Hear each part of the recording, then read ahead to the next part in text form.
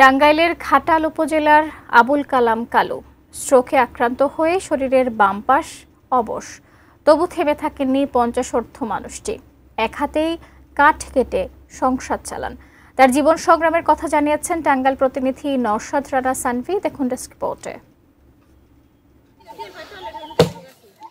স্ট্রোকে শরীরের বাম পাশ অচল। একটি হাত দিয়ে কাঠ কেটে সংসার চালান ঘাটাইলের দীঘলকান্দি ইউনিয়নের বীরচারি গ্রামের আবুল কালাম কালু। কঠিন কাজের মতো এমনই কঠিন তার জীবন সংগ্রাম। ঢাকায় কাজ করতেন রাজমিস্ত্রির, আক্রান্ত হন স্ট্রোকে। অর্থের অভাবে চিকিৎসা করাতে পারেননি। শরীরের এক পাশ অবশ হয়ে যায় তার, কাজ হারান। তারই মাঝে জন্ম নেয় মেয়ে। সন্তানের মুখে খাবার তুলে দেওয়ার সাধ্যও তার ছিল না।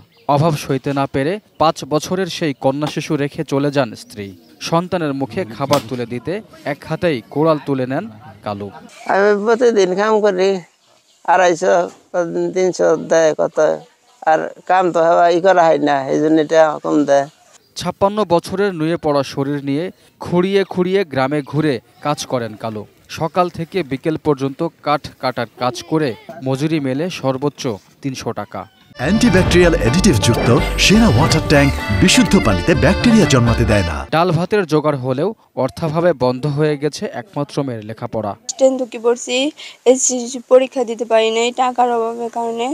আমার বাবা যে গাছ কাটে এক হাত দিয়ে, সেটা দেখে আমার খুব কষ্ট হয়। দয়াশীল এক ব্যক্তির কাছ থেকে ঘর ও গরু পেয়ে মাথা গোজার ঠাঁই হয়েছে, কিন্তু এভাবে চলবে কতদিন?